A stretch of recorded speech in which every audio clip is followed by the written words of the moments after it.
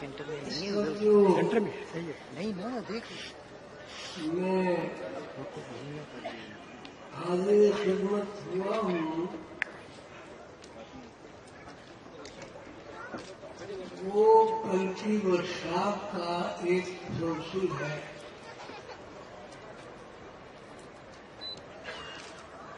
Workshop میں آپ سوالات کو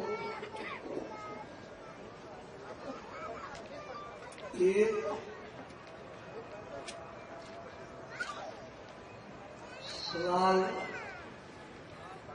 پیش کیا گیا تھا کہ آپ اس پر غور و فکر کریں. انشاءاللہ بشرطِ صحت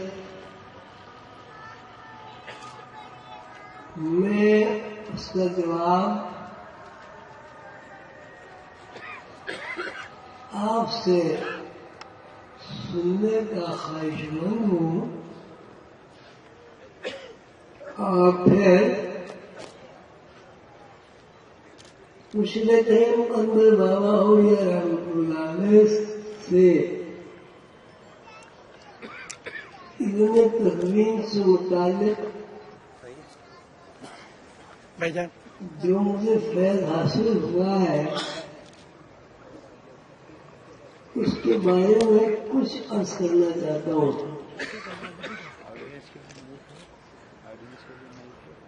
قرآن کریم آخری کتاب رسول اللہ صلی اللہ علیہ وسلم پر نازل ہوئی. قرآن پاک نے برملا اعلان فرمایا کہ قرآن میں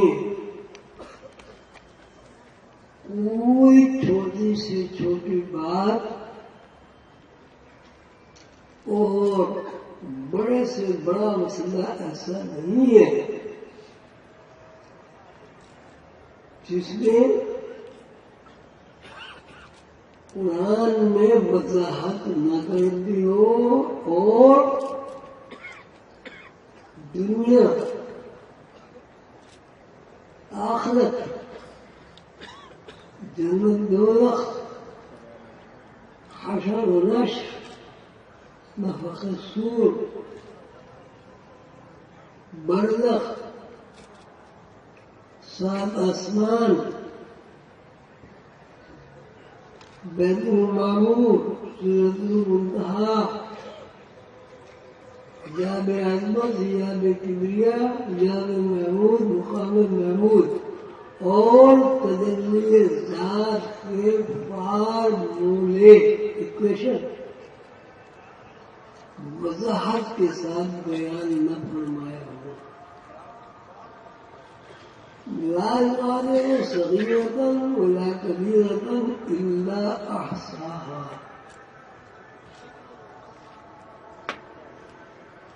پیغام میں کوئی چھوٹی سے چھوٹی بات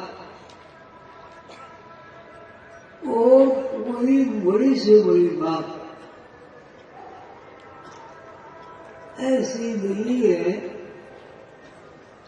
الا احصاها جس کی قرآن پاک میں وضاحت موجود نہ ہو.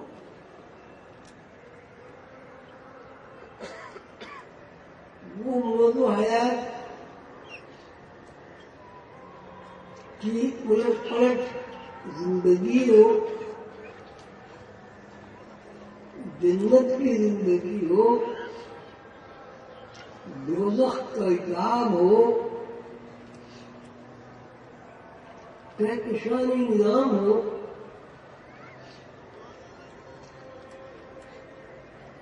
دریاؤں سمندروں پہاڑوں فضا کے تخلیقی فارمولے ہوں، ایکویشن ہو، پیدائش موت و حیات کی بھول بھلیاں اندھیرا روشنی اضطراب بے چینی پریشانی رونا دھونا غم کا علاج نہ ہو راحت سکون روشن قلب اور دماغ کی تشریحات نہ ہو ایسی کوئی بات نہیں ہے جس کی وضاحت قرآن پاک میں موجود نہیں ہے لا يغادر صغيرة ولا كبيرة إلا أحصاها دوسری بات اللہ تعالیٰ نے ارشاد فرمائی کہ آدمی اور انسان میں یہ فرق ہے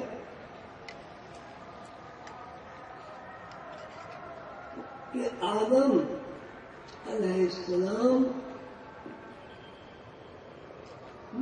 اور آدم علیہ السلام کی تمام ذریت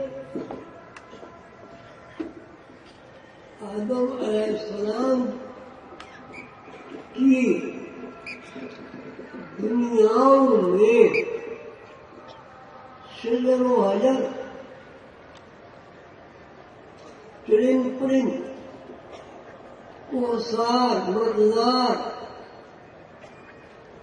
پھولوں میں رنگ پتلیوں کی ترنگ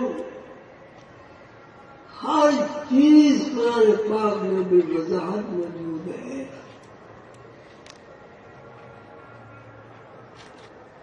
قرآن پاک میں جو مقدم بابا اولیاء رحمۃ اللہ علیہ کی تعلیم کے مطابق 3 ابواب بیان ہوئے ہیں اور 3 ابواب کی مفصل تفصیلات موجود ہیں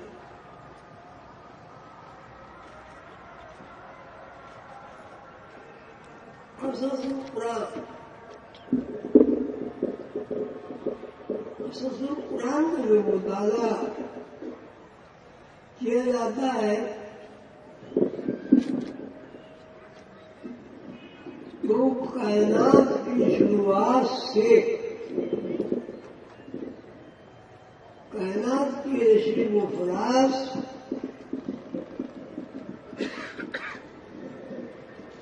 آندھی بارش طوفان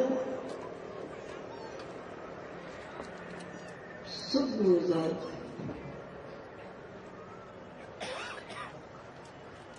قرآن کے 3 ابواب ہیں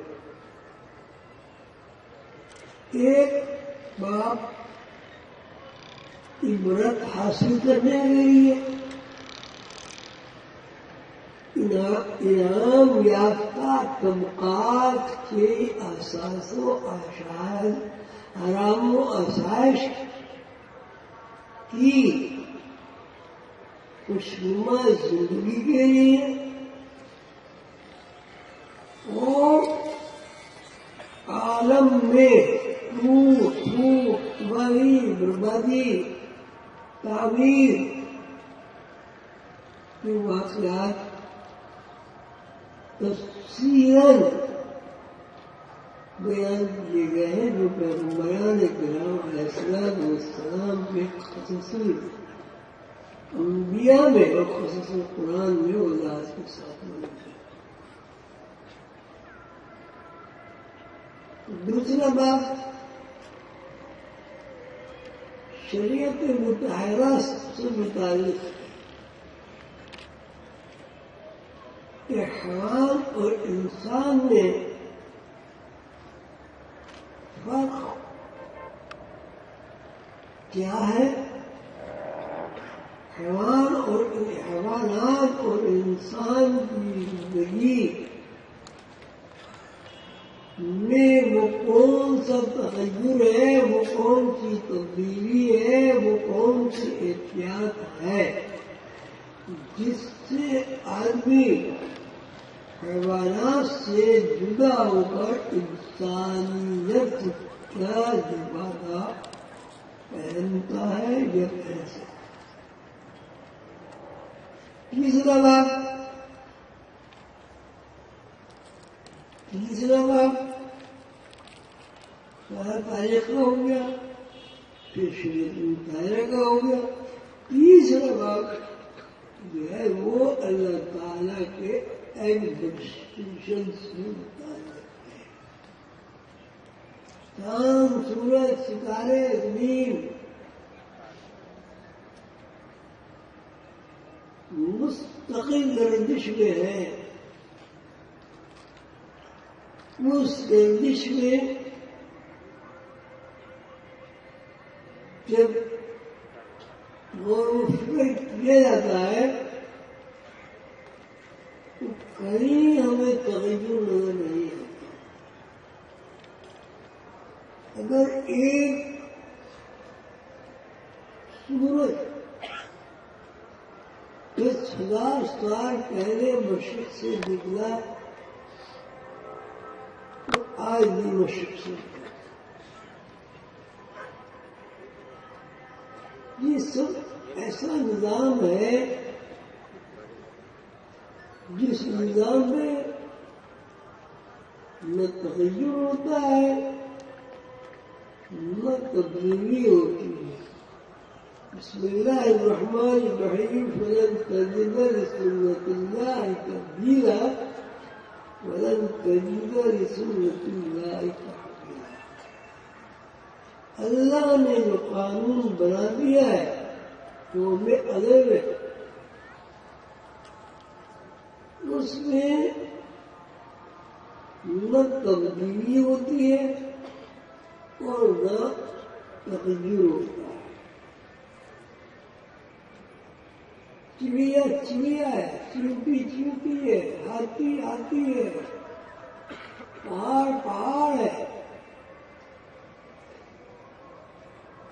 آسمان آسمان ہے، سورج سورج ہے۔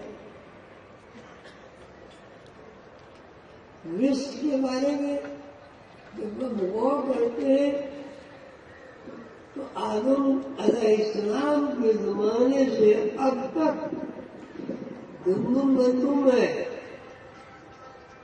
یہ کسی چیز میں تغیر نہیں۔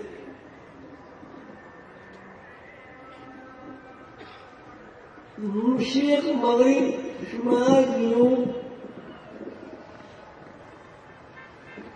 ہمیشہ سے یہ ایسی اللہ تعالیٰ کی مصلحت ہے، وہ اللہ تعالیٰ کا قانون ہے، اللہ تعالیٰ کی سنت ہے کہ اس میں تغیر نہیں۔ آدمی کے یہاں آدمی، بندر کے یہاں بندر، مرغی کے یہاں مرغی، چڑیا کے یہاں چڑیا، درخت کے یہاں درخت، ہر مخلوق کا یکا بندہ ایک قانون ہے۔ دوسری صورت یہ ہے اللہ تعالیٰ نے تخلیقی نظام میں جو حواس رکھے ہیں، سننا، دیکھنا، بولنا، محسوس کرنا، سونا جاگنا، غمگین ہونا، پرسکون ہونا، یہ سب باتیں آدم میں بھی تھی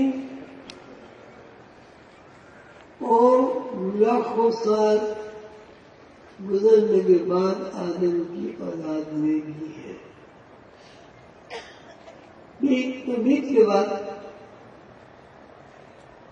میں آج مشرقین کی اجازت سے ایک تکوینی اللہ تعالیٰ کا ایڈمنسٹریشن کی ایکویشن سے حضور قلندر بابا کی اجازت خاص کے بعد اپنے شاگردوں کو کائناتی تخلیق کی ایکویشن کے بارے میں کچھ بتانے کا ارادہ رکھتا ہوں.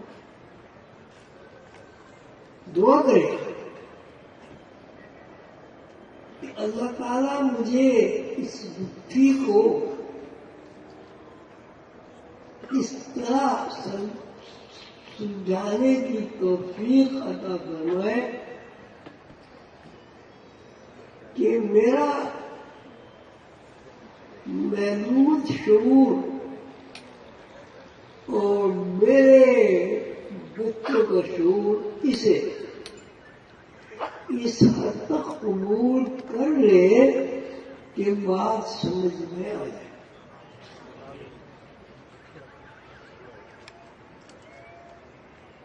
تقریباً 30 سال سے میں اللہ کی دیوی توفیق کے ساتھ مضامین بھی لکھتا ہوں. قلم شعور کے ذریعے سائنسی انکشافات کے بارے میں بھی کچھ نہ کچھ بیان کرتا رہتا ہوں. لیکن پہلی کلاس سے ایم اے کی کلاسوں کی سائنس سبجیکٹ تک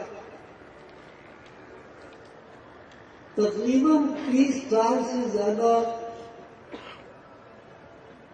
میں نے اپنے دوستوں کے تعاون سے روحانی ڈائجسٹ کے ذریعے کوشش اور جدوجہد کی.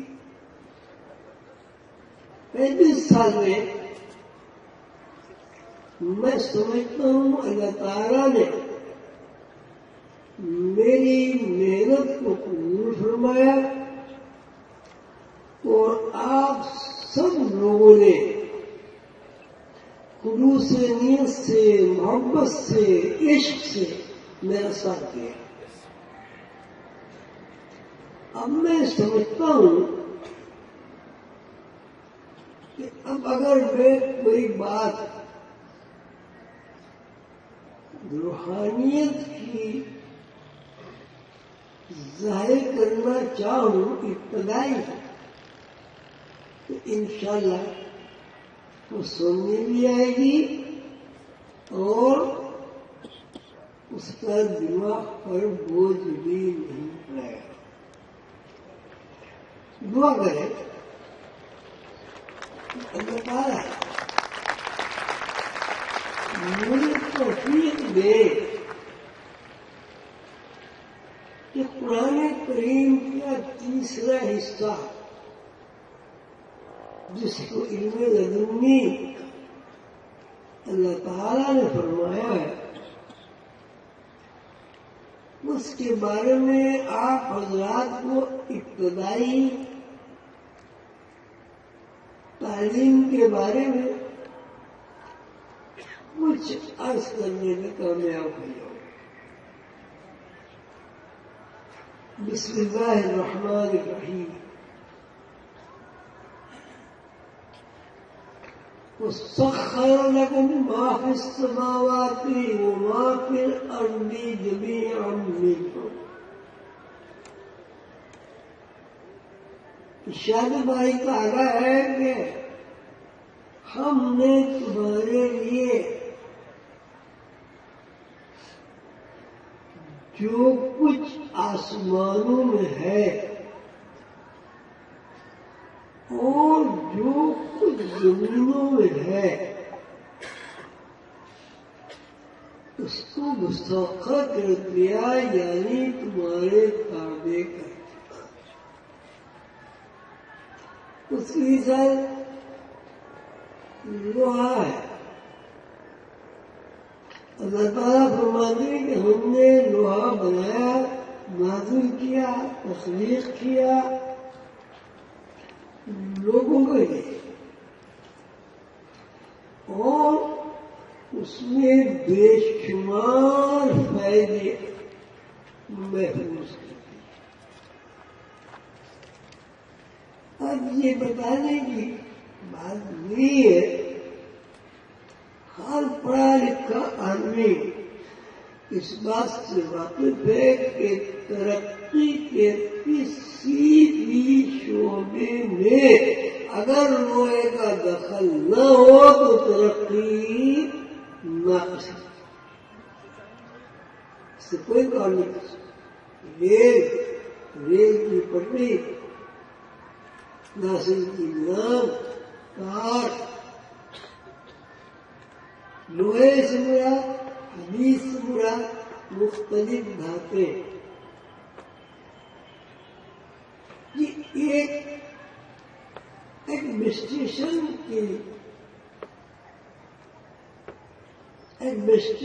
کا فارمولہ، یہ ایکویشن ہے جو اللہ تعالیٰ نے قرآن پاک میں بیان کیا کہ ہم نے اس میں لوگوں کے لیے بے شمار فائدے رکھ دیے. آج کی ترقی میں آدم علیہ السلام سے اب تک لاکھوں سال کی معیشت، معاشرت، تمدن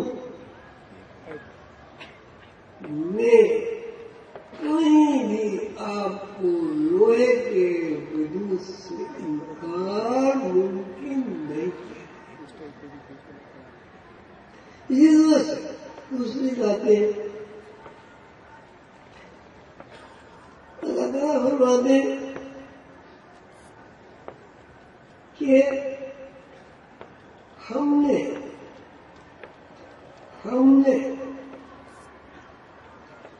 تمہیں عقل کی نفیداری کا لایات اولی الالباب، ہم نے تمہیں اللہ کی نشانیوں میں اللہ کی تخلیق کے فارمولوں کا علم عطا، اور جو وہ علم عطا ہو گیا تو اس علم کی بنیاد پر تسخیر کائنات آپ کو بھی سمجھ گئے. کیا موجودہ سائنس کا نام تسخیر کے علاوہ جو ریسرچ، تفکر، کوشش، جدوجہد، کنسنٹریشن کا نتیجہ ہے، اللہ تعالی کا انعام نہیں؟ کیا کہیں گے؟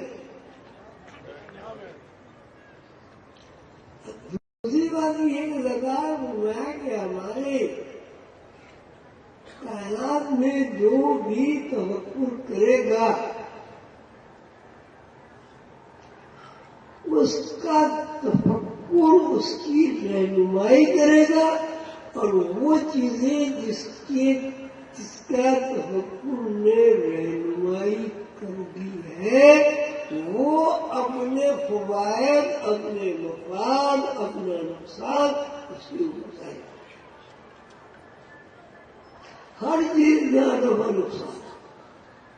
آگ نفع پہنچاتا، آگ نقصان پہنچاتا.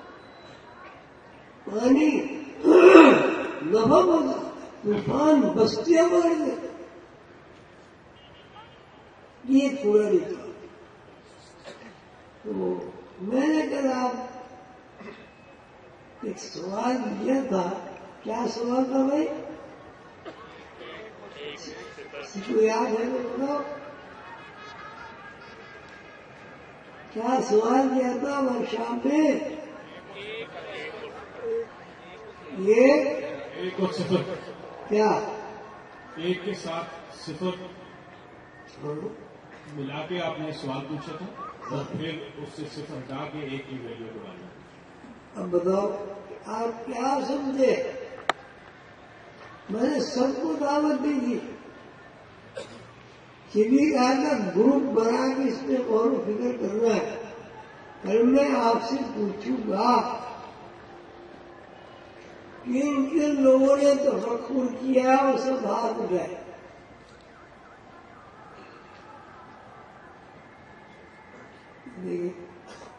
سارے 15-20 ہو ہزاروں آدمی بیٹھے.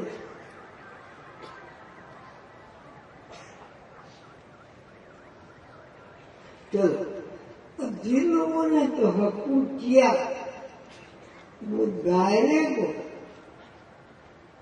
اور ایک کو کیا سمجھے؟ میں کھڑے ہو جائے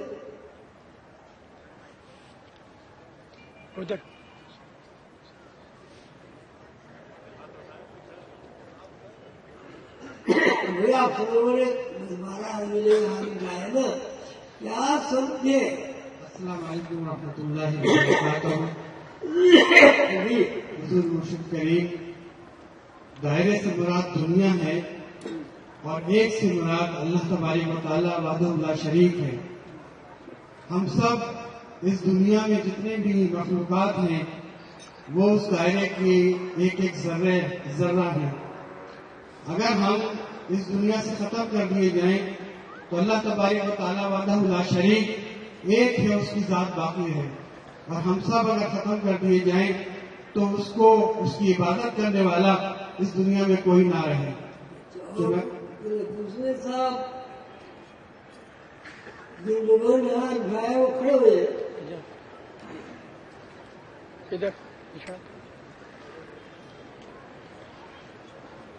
جی، کل کی جو نشست میں سوال پوچھا گیا تھا کہ ایک جب ہوتا ہے اس کے ساتھ جب صفر لگا دیا جائے تو 10 بن جاتا ہے، ایک اور صفر لگا دیا جائے 100 بن جاتا ہے، ایک اور صفر لگا دیا جائے تو 1000 بن جاتا ہے.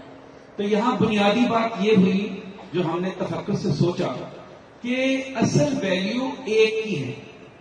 اگر ایک کا وجود نہیں ہوگا تو کبھی بھی صفر 10 نہیں بنا سکے گا، 100 نہیں بنا سکے گا، 1000 نہیں بنا سکے گا. اصل حقیقت ایک ہے. اور جب ہم اللہ تعالیٰ اور دنیا کے نظام میں دیکھتے ہیں تو اللہ تعالیٰ کی ذات ایک ہے. جب تک اللہ تعالیٰ کی ذات ہمارے ساتھ ہے تو ہم دنیاؤں کو دیکھ سکتے ہیں، دنیاؤں کے ساتھ مستفیض ہو سکتے ہیں. اگر یہ ایک نہیں ہے تو ہمارے لیے سب کچھ صفر ہے. یہ میری گزارش. دوسرے صاحب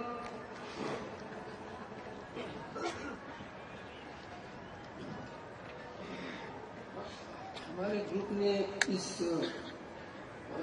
اس بات پر پہنچے ہیں کہ ایک سے مادیت ہے اور زیرو جو ہے نا یہ لامحدودیت ہے. تو جیسے جیسے مادیت کے ساتھ وہ بنتا جائے گا تو یہ اس کی ویلیو بڑھتی جائے گی اور جب دونوں ختم ہو جائیں گے تو دونوں ہی اس کے بعد صرف لاشعور رہ جائے گا. بھائی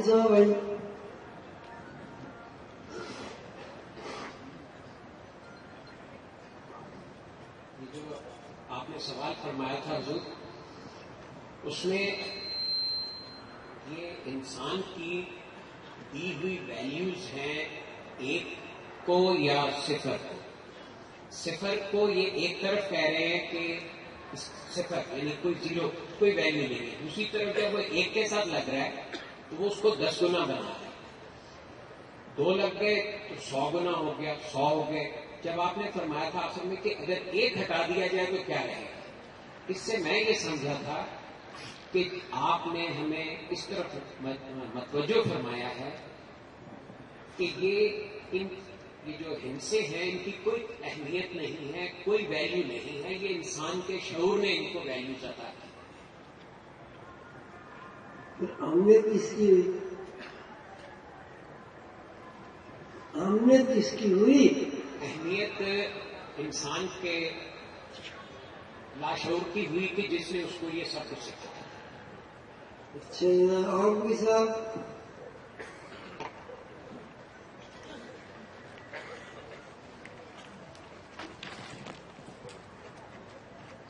बिस्मिल्लाहिर्रहमानिर्रहीम।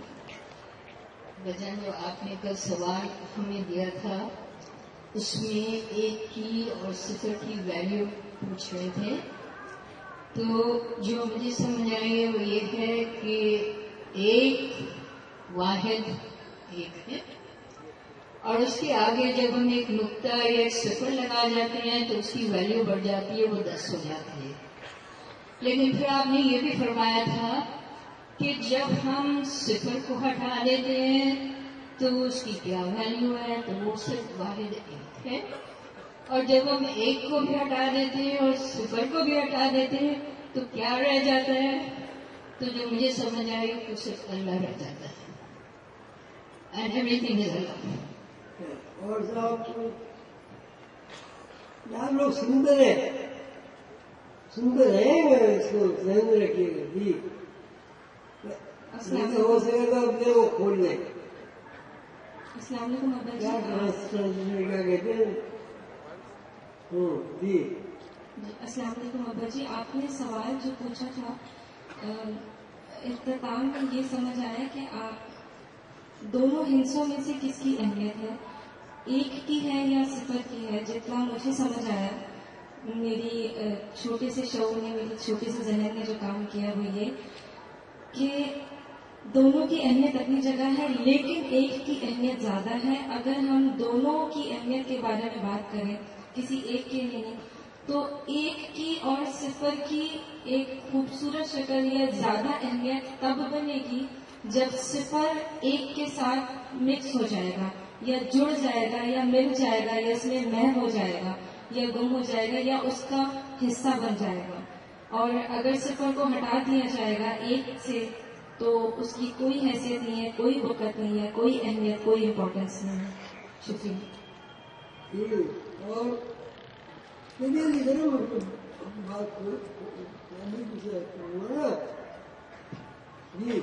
बात जी, अहमियत एक की है, जीरो की नहीं है। जीरो के साथ अगर मैं आगे 10 जीरो भी लगा दूं, 20 जीरो भी लगा दूं, 30 या 40 भी, तो वो जीरो ही रहेगा। अगर इन 40 जीरो के बाद मैं एक लगाऊं तब भी वो जीरो ही रहेगा। अहमियत उस वक्त है जब एक पहले लगे। एक जो है वो बुनियाद है, इसी से इब्तिदा होती है। जब हम मादी आंख से देखते हैं तो हम 2, 3, 4, 5 देखते हैं, लेकिन जो बंदा रूह की आंख से देखता है तो वो हर शय में एक, वो देखता है कि एक और एक मिलते हैं तो 2 बनते हैं, फिर एक एक एक मिलता है तो 3 बनते हैं, फिर एक एक एक मिलता है और एक और एक मिलता है तो 4 बनते हैं। तो मादी आंख से जब हम देखते हैं तो हम हर शय को 2, 3, 4 इस तरह से देखते हैं, लेकिन जब हम रूह की आंख से देखते हैं तो हम हर शय को एक देखते हैं और ये एक मुख्तलिफ सूरतों में अपना मुजाहिरा कर रहा है। कुरान पाक में अल्लाह ताला फरमाते हैं कि वही अव्वल है, वही आखिर है, वही जाहिर है, वही बातिन है। एक और बात जो समझ में आती है एक से, ये एक की जो डायग्राम है ये लकीर की सूरत में है।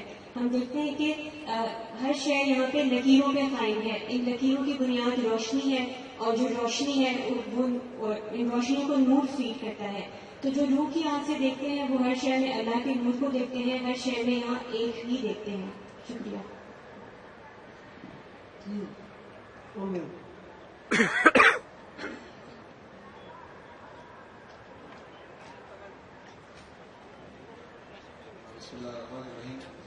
बाबा जी, अगर आपकी इजाज़त तो हमारी मेरी नाकिस अकल में जो हमने आपस में डिस्कशन की उसमें ये आया कि अल्लाह अल्लाह को रिप्रेजेंट करता है। जब अल्लाह नहीं होगा तो इस दुनिया में कुछ भी नहीं रहेगा। तो अल्लाह के साथ अगर हम अपने नफ्स को जीरो करें और जितना जीरो करते जाएंगे हमारी वैल्यू उस एक के साथ लग के बढ़ सकती है, बजाय एक के अगर हम जीरो जितने भी कर लें उसकी कोई वैल्यू नहीं है। अल्लाह ही है एक, अगर वो भी ना रहे तो फिर दुनिया में किसी चीज का वजूद रह ही नहीं सकता। अल्लाह ही की वैल्यू है, उसके साथ अगर हम अपने आप को जीरो एक दफा करेंगे तो उसकी 1 10 वैल्यू बनेगी। जितना अपने आप को हम नफी करते जाएंगे, जीरो करते जाएंगे, हमारी वैल्यू उतनी बढ़ती जाएगी। देखिए अल्लाह ताला ने कुरान पाक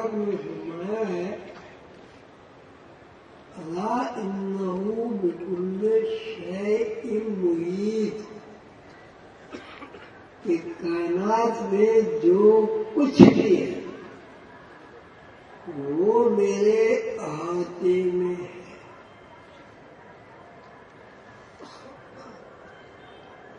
میں اشارہ کروں گا آپ کو. کائنات میں جو کچھ ہے وہ میرے احاطے میں ہے. الا انہ بکل شیء محیط. دوسری بات اللہ مشاء فرماتے ہیں ہر چیز میری طرف سے آ رہی ہے اور ہر چیز میری طرف لوٹ رہی ہے. تیسری بات اللہ تعالیٰ یہ فرماتے ہیں کہ ابتدا انتہا اول آخر ظاہر باطن سب میں ہوں. یہ آج میں آپ کو پڑھاؤں گا انشاءاللہ. اس میں تھوڑی سی تشریح کر کے زندگی ختم کر دوں گا. تھوڑا نہیں. الا انہ بکل شیء قدیر. ہر شے اللہ کی احاطہ قدرت میں زندہ ہے.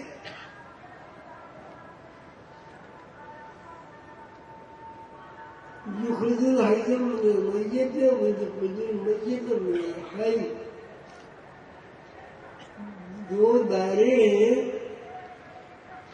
ایک دائرے سے ہم زندگی نکالتے ہیں اور دوسرے دائرے میں زندگی داخل کرتے ہیں. يولد الليل في النهار ويولد النهار في الليل.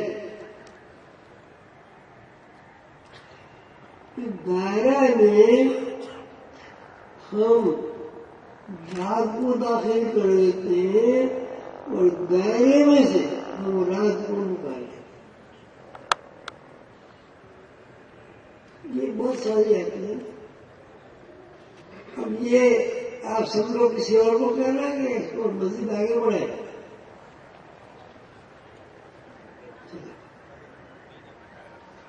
ہاں بھائی آپ اس کو بتائیں. یہ دیکھیے آپ اس میں غور سے دیکھیں وہاں.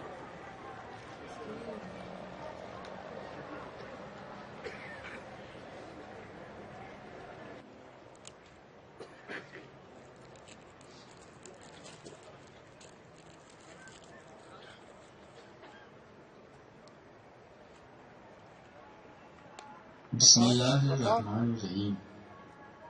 مرشد کریم عظیمی صاحب نے کل ورکشاپ میں شرکائے ورکشاپ کو غور و فکر کے لیے ایک سوال دیا تھا اور یہ فرمایا تھا کہ رات کو اس بات پر غور و فکر کیا جائے اور لکھ لیا جائے. آج ابدال حق حضرت قلندر بابا اولیاء رحمت اللہ علیہ کے 35ویں عرس مبارک پر اس کی تشریح پیش کی جا رہی ہے.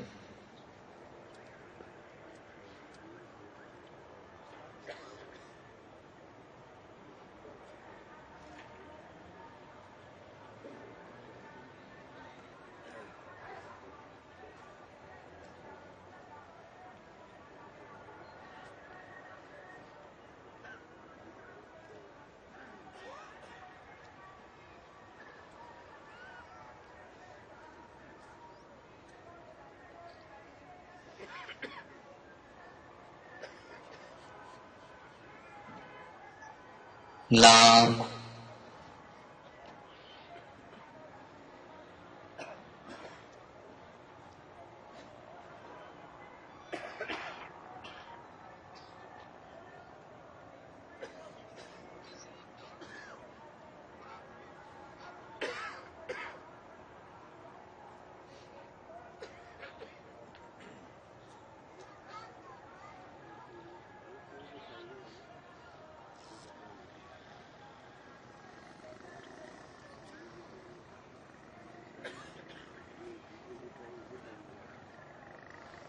لام میں 8 ٹرائنگلز اور نصف دائرہ ہے.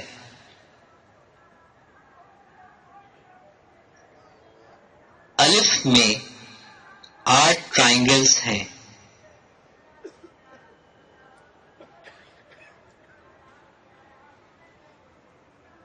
اور نیم پورا دائرہ اور 8 ٹرائنگلز پر مبنی ہے۔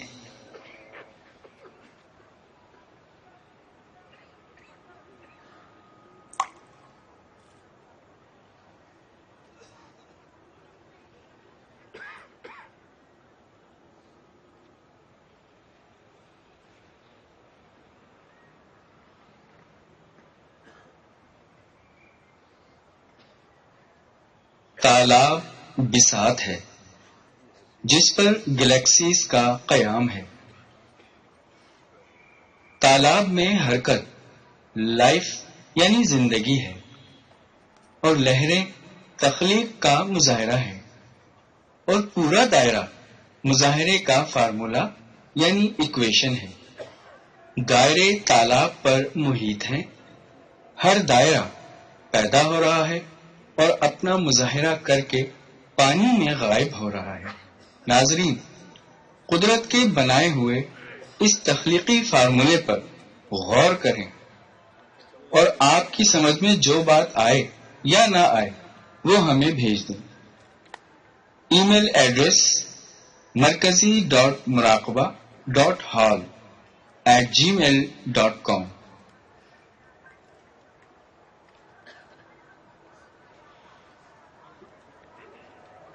میں آپ کو اس کی مثالیں تھوڑی سی بیان کروں گا۔ اس کے بعد یہ کیشن ہے جو تخلیقی کائنات سے متعلق ہے۔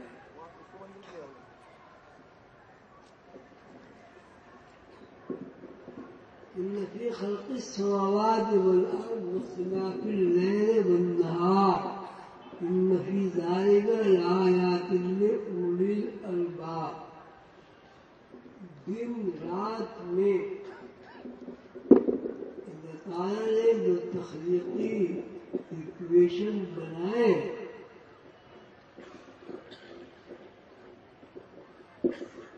بظاہر اس میں آپ کو اختلاف نظر آ رہا ہے، اختلاف لیل والنہار۔ ان فی ذلک لآیات لأولی الالباب، لیکن اس تخلیقی ایکویشن پر صاحب عقل و فہم لوگ جب غور و فکر کرتے ہیں تو وہ ٹرینگل، سرکل میں ٹرینگل، ٹرینگل میں دائرہ، پاک اور بلند مرتبہ ہے وضاحت الذی، جس نے خلق تخلیق کی، فسوا توازن کے ساتھ، والذی قدر فہدی، اور وہی اللہ تبارک و تعالیٰ اور خالق کائنات ہے جس نے مقداروں کا علم اپنے بندوں کو عطا فرمایا۔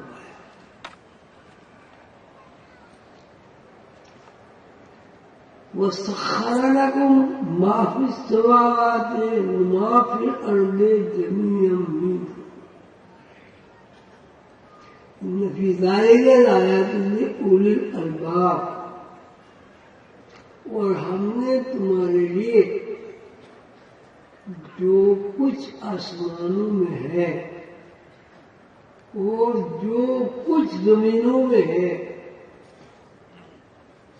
تو سب مسخر کر دیا۔ یعنی زمین و آسمان کی جو ایکویشن ہے اس کا علم عطا فرمایا۔ اس کے علاوہ اللہ تعالیٰ فرماتے ہیں الا انہ بکل شیء محیط، ہر شے اللہ کے احاطے میں۔ اب احاطہ ایک یونٹ ہوا اور تخلیق ایک یونٹ ہوا۔ جب ہم سرکل میں ٹرینگل بناتے ہیں تو سرکل میں ٹرینگل جو ہے وہ بند ہو جاتا ہے، قید ہو جاتا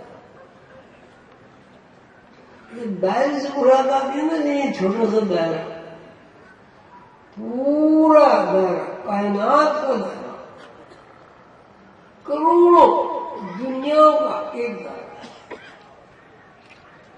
اور کروڑوں دنیا میں جو ٹرینگل بن رہے ہیں اس دائرے کے اندر مخلوق کی شکل و صورت ہے۔ دوسرے دن بات یہ کیجیے کہ ایک فری اسٹیپ کاغذ لیجیے، سادہ سفید، اس کے ایک بڑا ٹرینگل بنائیے، اس ٹرینگل کے اندر اتنے ٹرینگل بنائے، اتنے ٹرینگل بنائے، ٹرینگل کے اندر ٹرینگل، ٹرینگل کے اندر ٹرینگل،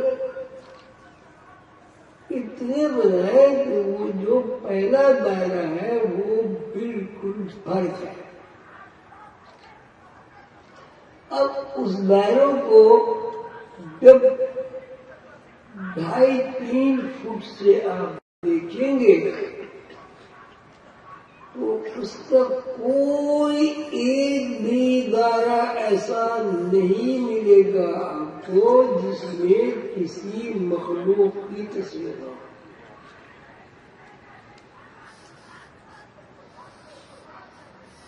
اس کے بعد میں ختم کر دوں، بہت زیادہ ہو جائے گا۔ یہ سب لوگ آپ اس کا تجربہ کریں، اس فلم کو لے جائیں، بار بار دیکھیں اور اپنی رائے کا اظہار کریں۔ اگر اس سلسلے میں کوئی سوال آپ کے ذہن میں آئے، سمجھ میں آئے یا نہ سمجھ میں آئے، جو سمجھ میں آیا وہ لکھ دیں، جو سمجھ میں نہ آئے وہ لکھ دیں۔ انشاءاللہ ادارہ بہرحال اس سلسلے میں درس و تدریس کے طریقے پر انشاءاللہ رہنمائی کرے گا۔ آپ سمجھدار کا بہت شکریہ، آپ کا شکریہ ہے۔ الحمدللہ میں آپ کے آنے سے بہت خوش ہوا۔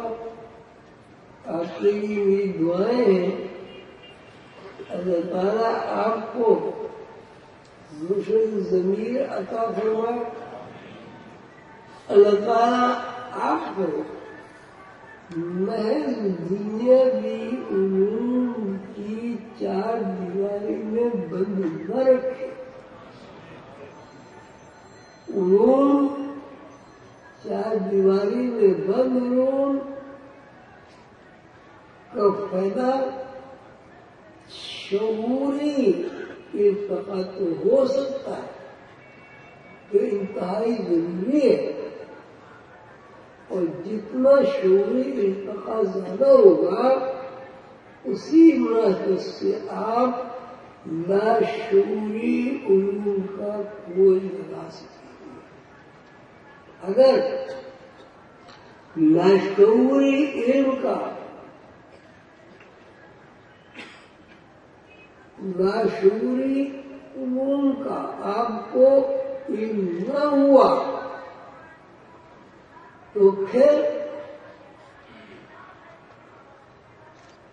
مہر لگ جائے گی شعور کے اوپر، اور اس دنیا کے جانے کے بعد شعور اس طرح محدود اور پردے میں بند ہو جائے گا کہ پھر لاشعور کی طرف لاشعور کے راستے تقریباً بندی ہو گئی. میرے دوستوں میرے عزیزوں، دنیا کے سارے کام کرو، یہ دنیا میں اللہ نے ہمیں اسی لیے بھیجا ہے کہ ہم دنیا میں رہیں، آسائش و آرام حاصل کریں، تکالیف کوئی پریشانی ہو تو اس کو صبر کے ساتھ اللہ سے دعا کریں. لیکن اصل زندگی ہماری شعوری نہیں ہے، اصل زندگی ہماری لاشعوری ہے. ہم جب سو جاتے ہیں ہمارا شعور سسپینڈ ہو جاتا ہے، ہمیں کچھ نہیں پتا کون ہمارے گھر میں آیا کون گیا. جب ہم لاشعور سے نکل کے شعور میں آتے ہیں تو ہمیں ہر اس چیز کا علم ہوتا ہے جو سونے کی حالت میں نہیں ہوتا. یہ کہنا کہ سونا زندگی کا ایک ایسا حصہ ہے جو بے خبری کا ہے، یہ ایسی ہی بات ہے جیسے کوئی آدمی یہ کہے کہ سورج تو نکل رہا ہے لیکن رات ہے. اس لیے کہ لاشعوری زندگی میں جس کو ہم سونے کی زندگی کہتے ہیں، ہم ڈرتے بھی ہیں، خوف زدہ بھی ہوتے ہیں. ہمیں اگر واجب ہو جائے تو غسل کرنا بھی ضروری ہوتا ہے. ہمیں سردی بھی لگتی، ہمیں گرمی بھی لگتی ہے، ہم خوف زدہ بھی ہوتے ہیں، خوش بھی ہوتے ہیں. پھولوں کی مہک ہمیں اسی طرح متاثر کرتی ہے جس طرح بیداری میں ہم متاثر. سانپ بچھو کا ڈر ہمیں اسی طرح محسوس ہوتا ہے جس طرح بیداری میں ہوتا ہے. کانٹا چبھنے کا احساس ہمیں ایسے ہی ہوتا ہے جسے بیداری میں ہوتا ہے. زندگی کا کوئی مرحلہ، زندگی کا کوئی تقاضا، ڈر ہو، خوف ہو، سکون ہو، خوشی ہو، لڑائی ہو، جھگڑا ہو، قدر ہو، پیدائش ہو، شادی ہو، بیاہ ہو، ایسا نہیں ہے جو خواب میں پیش نہ آتا ہو اور ہم بیداری کی طرح ان حالات سے متاثر نہ ہوتے. کیا ایسا نہیں ہے؟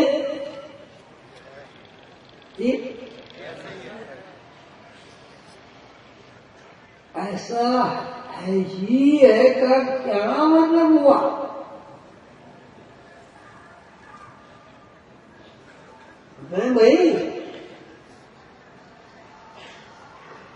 بھائی ہم ڈرتے ایسے ہی ڈرتے ہیں جیسے بیداری میں ڈرتے ہیں. ہم خوش ہو رہے ایسے خوش ہوتے ہیں جیسے بیداری میں خوش ہوتے ہیں. اللہ سب کی حفاظت کرے، چھت سے گر گئے خواب میں، کیا ہمیں بیداری کی طرح خوف نہیں آتا؟ جب ہم بیدار ہوتے ہیں تو ہمیں چوٹ کا احساس تو ہوتا ہے، لیکن جب ہم پوری طرح شعور میں آتے ہیں تو خوف رہتا ہے، چوٹ کا احساس ہوتا ہے.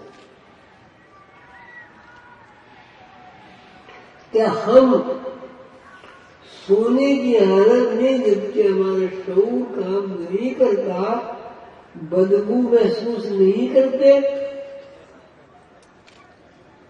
خوشبو محسوس نہیں کرتے، اپنے پیاروں سے لے کر خوش نہیں ہوتے، اپنے دشمن کو دیکھ کر اس سے خوف زدہ نہیں ہوتے؟ کون سی ایسی گھٹنا جو بیداری میں ہوتی ہے اور اس سے ہم سب متاثر ہوتے لیکن خواب میں سے متاثر نہیں ہوتے؟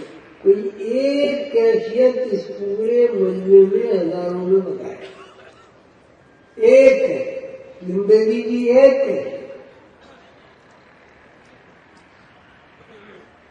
انتہا یہ ہے کہ جنسی تلذذ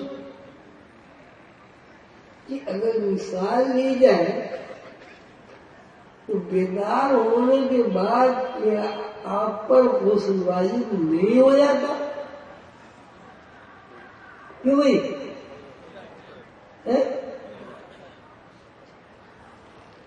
تو کون سی ایسی چیز ہے جس کو آپ خواب بیٹھے انداز کر سکتے ہو بیداری کو ہم نے کسی؟ اس کا مطلب یہ ہے کہ اللہ تعالیٰ کے نظام کے تحت اللہ تعالیٰ نے وعدہ فرمایا حضرت آدم علیہ السلام سے کہ اگر تم نے دنیا میں ہماری حکومت قبولی نہیں کی، ظلم اور جہالت کا ثبوت نہیں دیا، تم نے کوشش کی کہ نافرمانی کا ارتکاب نہ ہو، تو ہم تمہاری جنت تمہیں واپس کرتے ہیں۔ اس کا کیا مطلب ہے؟ اس کا مطلب یہ کہ جنت کی زندگی سے نکلنا ایک پاداش ہے، سزا ہے، صعوبت ہے۔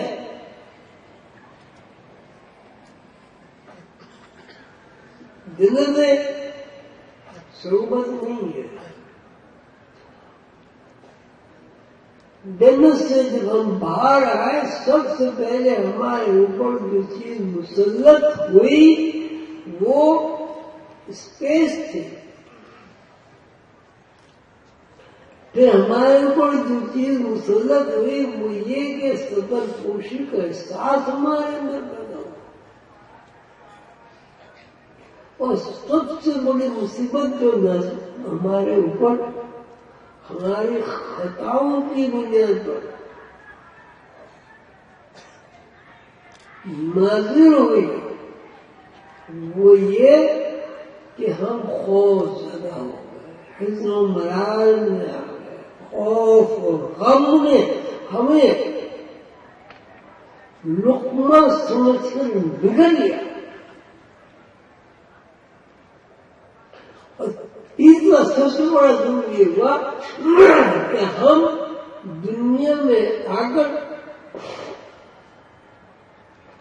جنت کی ساری نعمتوں کو بھولے، اور ساری نعمتوں کو بھول کے جنت کی عارضی نعمتوں کو اتنا زیادہ متاثر ہو کر قبول کیا، یہ دیکھتے ہوئے کہ جب ہم جنت سے یہاں آتے ہیں کوئی چیز نہیں لاتے، سب چیز وہی رہ جاتی، اور جب اس دنیا سے جاتے ہیں تو کوئی چیز ساتھ نہیں لے آتے، ننگے پیدا ہوتے ہیں، ننگے مر جاتے ہیں۔ کیا اس بات سے کوئی ماشاءاللہ ہزاروں آدمی بیٹھے، کوئی ایک آدمی انکار کر سکتا ہے؟ بتاؤ بھائی، مگر اتیادی ہے، سارے بتاؤ کوئی انکار کر سکتا ہے؟ پھر ہم اس دنیا میں کیا کر رہے ہیں؟ جو چیز ہماری نہیں ہے، جس کو ہم نے بہرحال چھوڑنا ہے، کیا ہم نے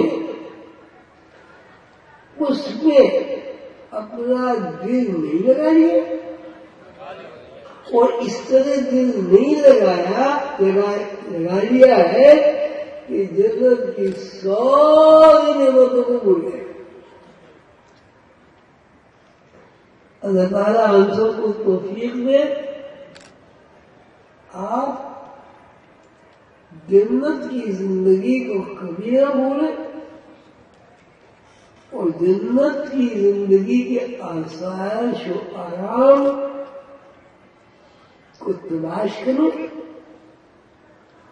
اور جنت کی زندگی کے فارمولے ایکویشن کا علم حاصل کریں اور دنیا کی ایکویشن کی مستقل تبدیلی، ظاہر غائب ہونا، اس کی وہ سوچ ہے۔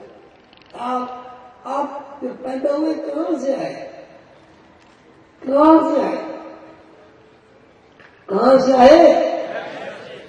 غیب سے آئے۔ آپ 10 دن کے ہوئے، کہاں گئے؟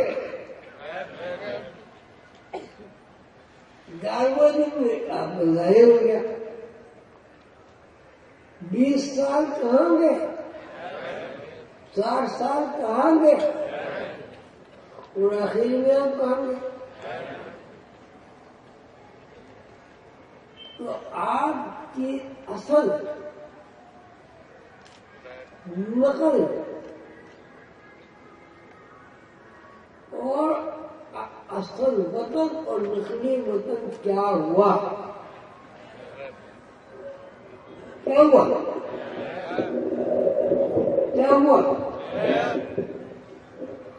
تو ہوا غیب میں کہاں سے آئے؟ اب جنت ابھی بھی غیبی ظاہر ہے۔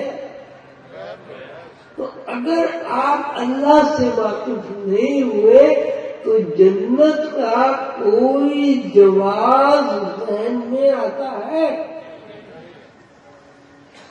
زور سے بولو، ہاں یا نہیں؟ بس اللہ تعالیٰ آپ کو خوش رکھے۔ بہت دیر ہو گئی، میں نے کہا تھا 20 منٹ سے زیادہ نہیں بولوں گا۔ اللہ تعالیٰ آپ کو خوش رکھے۔ أعوذ بالله من الشيطان الرجيم، بسم الله الرحمن الرحيم، ألف لام ميم، ذلك الكتاب لا ريب فيه هدى للمتقين الذين يؤمنون بالغيب ويقيمون الصلاة ومما رزقناهم ينفقون والذين يؤمنون بما أنزل إليك وما أنزل من قبلك وبالآخرة هم يوقنون أولئك على هدى من ربهم وأولئك هم المفلحون إن رحمة الله قريب من المحسنين وما أرسلناك إلا رحمة للعالمين ما كان محمد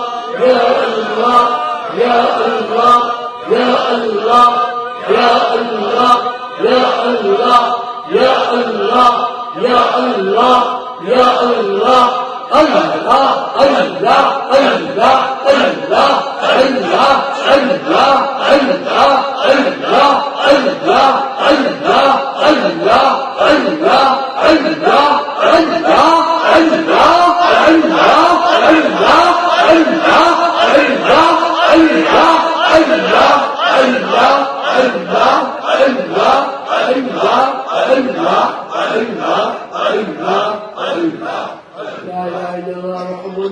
اللہ یا اللہ آپ سب کو اپنی عافیت میں رکھیں اور اپنے انعام و اکرامات سے تین دنیا میں نوازے.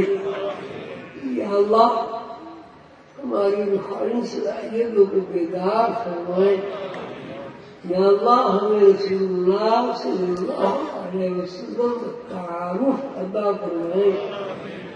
یا اللہ ہمیں اپنے محبوب پیارے رسول صلی اللہ علیہ وسلم کی محبت اور عشق.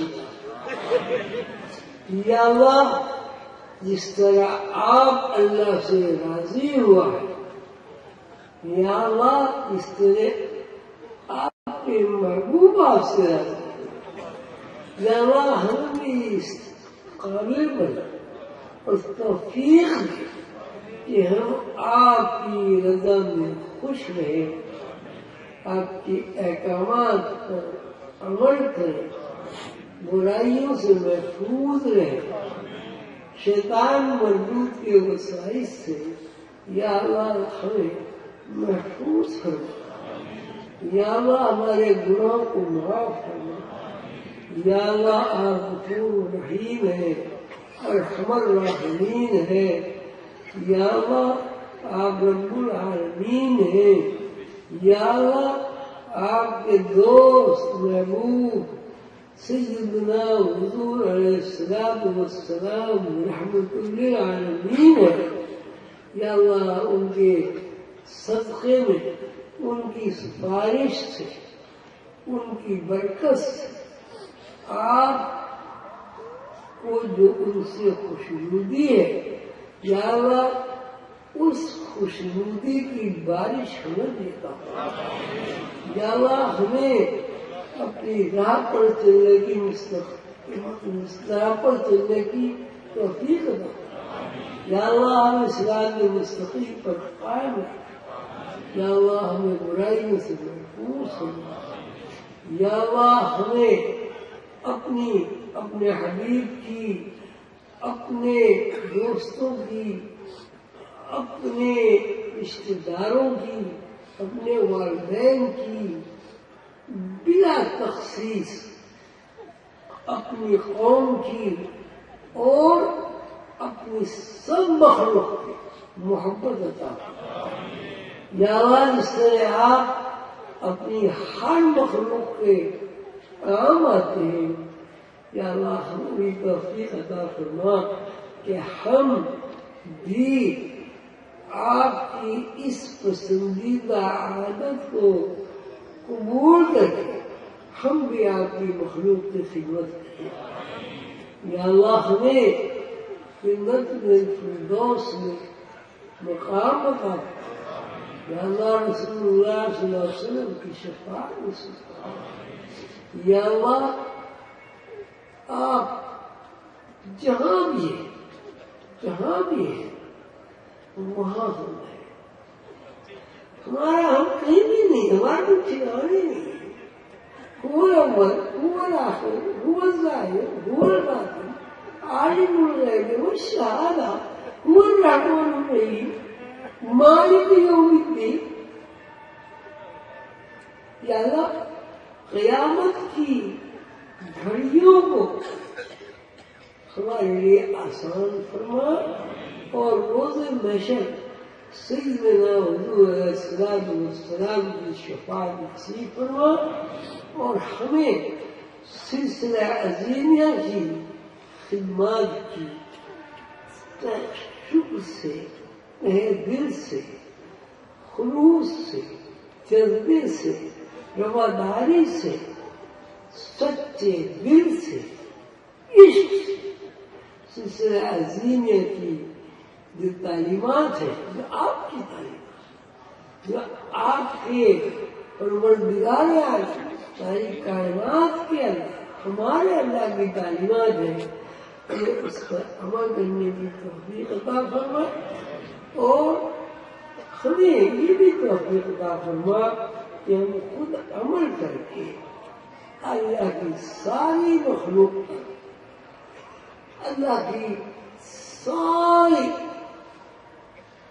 ضروریات پر، درختوں پر، پرندوں پر، ہر چیز جنات پر، جو بھی تیری مخلوق ہے، کہ اللہ ہمارے اندر یہ بس عطا فرما کہ ہم بھی سب سے محبت کریں اور ہم کسی کو برا نہ کہیں، ہمیشہ اپنی برائیوں پہ نظر رکھے اور آپ سے معافی مانگے۔ یا اللہ ہم تیرے نام پر یہاں حاضر ہوئے ہیں، یا اللہ ہماری حاضری کو قبول فرما اور جو کچھ ہم نے سنا ہے اس کی سعادت سے ہمیں بہتر فرما اور ہمارے مرشد کریم حضور قلندر بابا اولیاء رحمۃ اللہ علیہ کے درجات اعلیٰ اور عرفہ عطا فرما۔ یا اللہ ہمارے گھروں میں برکت عطا فرما، یا اللہ ہمارے بچوں کو سعادتمند بنا، یا اللہ ہمارے والدین کو غصے سے پرہیز کرنے کی توفیق عطا فرما۔ صلی اللہ تعالی علی خیر خلقہ محمد وآلہ وصحبہ اجمعین برحمتک یا ارحم الراحمین۔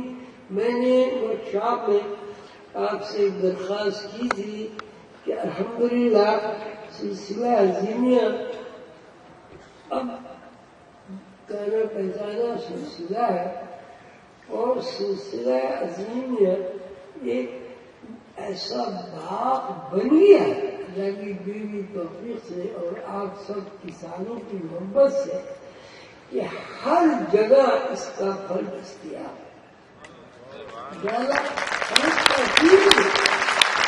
کہ ان پھلوں سے کی آبیاری کر کے ہم اور پھلدار شجر پیدا کریں تاکہ دنیا میں آپ کے بول بارے میں ہم لوگوں کی سعادت بھی لکھی جائے اور آپ کے دوست قلندر بابا اولیاء رحمۃ اللہ علیہ کے جن کی مہربانیوں سے، کرم فرمائیوں سے، نوازشات سے ہم یہاں تک پہنچے ہیں یا اللہ، اور میری بڑھاپے کے لحاظ سے مہربانیاں عطا فرمائی۔ میں آپ سے بہت خوش ہوں۔ اللہ تعالیٰ مجھے آپ کو سب کو سلسلے کی خدمت کرنے کی توفیق عطا فرمائے اور یہ جو منافقت ہے آپس میں ایک دوسرے کی ٹانگ کھینچنا ہے، یہ بالکل قرآن و سنت کے خلاف ہے۔ جس آدمی میں تعصب ہوگا، جس آدمی نے اپنے چھوٹوں کے لیے عزت نہیں ہوگی، جن چھوٹوں میں بڑوں کا احترام نہیں ہوگا، وہ قوم کبھی سکون نہیں ہوگی، ذلت اور خواہش کو مقدر کیجیے۔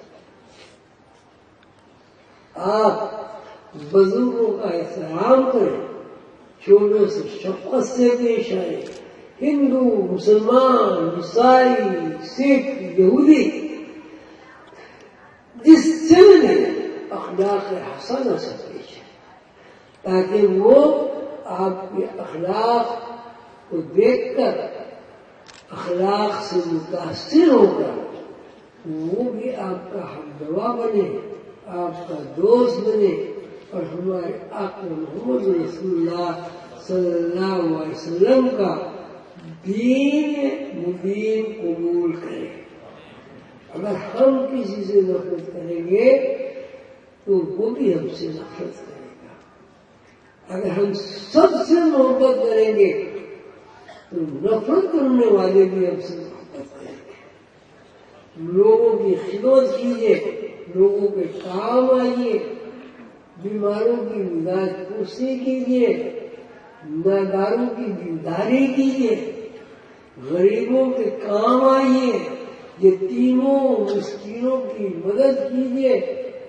جو لوگ پڑھنے کے قابل نہیں ہیں ان کو کتابیں دلوائیے, ان کی فیسیں ادا کیجیے, ان کی دستگیری کیجیے, ان کے حوصلے بڑھائیے, غریبوں کو اہمیت دیجیے. مطلب یہ نہیں ہے کہ امیروں کی عزت نہ کریں, لیکن غریبوں کو اہمیت دیجیے. جب رسول اللہ صلی اللہ علیہ وسلم کے پاس قریش مکہ آئے اور انہوں نے یہ کہا, یہ جو آپ کے پاس لوگ بیٹھے رہتے ہیں بدو, میرے کچھ چہرے ہوتے, ان کے کپڑوں میں بو بھی آتی ہے, ان کا لباس بھی, وہ پوشاکیں نہیں ہوتی جو ہم عمرا کی ہیں, تو آپ ان کے لیے ہمارے لیے الگ الگ دن منظور کیجیے. پر بات ہوتے ہوتے یہ ہوا کہ حضور نے زیادہ مدد مانگی تھی کہ انہوں نے درخواست کی کہ ہمارے لیے ایک دن ایسا مخصوص کر دیجیے کہ جس میں یہ ہم لوگ آئے اور یہ نہ آئے. آپ کو پتہ ہے کیا ہوگا؟ فوراً وہی نازل ہوئی, اللہ تعالیٰ کا نہیں, تمہارے یہ غریب غربا امیر تمہارے والذین یقرضون الذهب والفضة ولا ينفقونها في سبيل الله وبشرهم بعذاب أليم. وہ بھی جن میں تکبر ہوگا, غرور ہوگا, وجاہت ہوگی, اللہ کے راستے میں خرچ نہیں کریں گے, یتیموں کی, بیواؤں کی, مسکینوں کی مدد کرنے کی بجائے ان کو حفاظت سے دیکھیں گے. وبشرهم بعذاب أليم, ان کو آپ عذاب الیم کی بشارت. غریب ہمارے بھائی ہیں, ان کے دل چھوٹے ہیں. امیر کمرے کی امیر کو حفاظت سے دیکھو تو اللہ تعالیٰ جس کو ہے عزت ہے, ہمیں بھی عزت ملتی ہے, لیکن اپنے غریب بھائیوں کی تسلیم نہ کریں, ان کو عزت دیں, ان کی بھوک پیاس تعلیم لباس کا خیال رکھیں. ان کے گھر میں 40 جوڑے, 50 جوڑے, 400 جوڑے عورتیں رکھتی ہیں, اور پھر اور سیدھی رہتی ہیں, اور سیدھی رہتی ہیں, اور سیدھی رہتی ہیں. آپ ضرور کپڑے سلوائیں, اللہ توفیق دے. بھائی 10 جوڑے رکھ لیں, 10 جوڑے پہن لیں, 10 جوڑے مردان لوگوں کو دے لیں, پھر 10 جوڑے سلوا لیں, پھر 10 جوڑے غریب ناداروں کو دے لیں, پھر 10 جوڑے سلوا لیں. یہ جمع کر بھی کیا کرنا؟ اطلس و کمخاب کے کپڑے پہننے والا آدمی,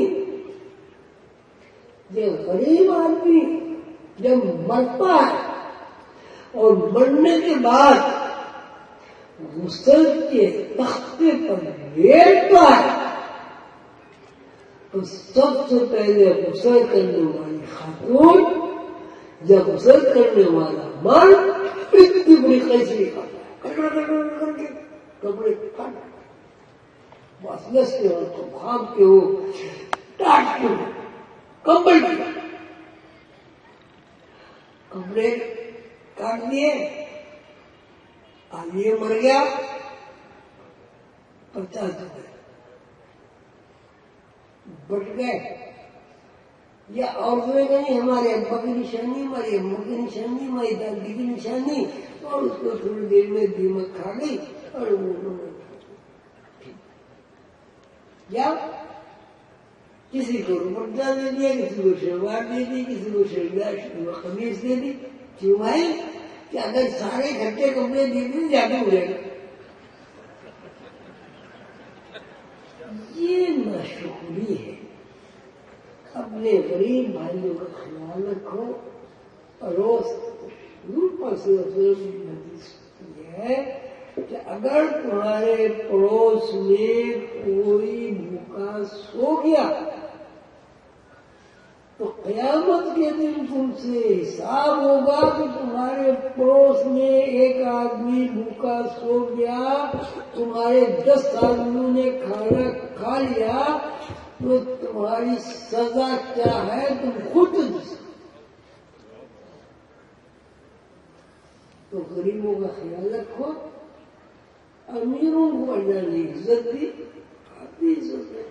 یہ سمجھ دے دیں گے کہ امیروں کو عزت دی جائے اور غریبوں کو نظر انداز سمجھے جائے، انہیں اچھا نہ سمجھائے، مطلب آ رہی ہے اردو میں۔ یہ انتہائی درجے جرم ہے، تو اللہ کو ناپسند ہے اور حقوق کے بات میں۔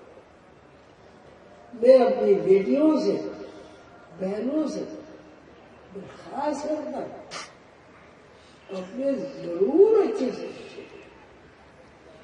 لیکن کپڑوں کی قبریں نہ بنائیں، انہیں تقسیم کریں،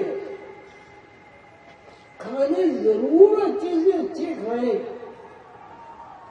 لیکن غریبوں کا مسئلہ یہ اگر نہیں ہوگا تو پتہ کہ کیا ہوگا؟ پھر یہ ہوگا کہ غریبوں کی جگہ امیر ہو جائیں گے، اور امیروں کی جگہ غریبوں کو لگانے کی جگہ۔ یہ دنیا عارضی ہے، آج ہے کل نہیں ہو۔ جو بوڑھا ہو گیا وہ مر گیا، جو جوان ہوا وہ مر گیا، جو بچہ ہوا وہ مر گیا، جو ماں کے پیٹ میں ابھی بیچارے کو دنیا میں آیا بھی نہیں وہ مر گیا، اور نہیں مرا تو 100 سال ہی نہیں مرا کہ 100 سال نہیں مرا۔ اللہ تعالیٰ مجھے آپ کو سب کو توفیق دے کہ اپنے غریب بھائیوں کا، اپنے غریب خاندان کا، یتیموں کا، مسکینوں کا خیال رکھیں اور ان کی مدد کریں۔ اللہ تعالیٰ رزق میں کمی نہیں کرے گا۔ ایک آدمی کو ہم کھانا کھلائیں گے، اللہ تعالیٰ کا وعدہ ہے 10 دنیا 70 آخرت 10 کھانا نہ دے گا، اور اس کے بدلے میں 70 نعمتیں کھانوں کی شکل میں آپ کو سن دیں گے۔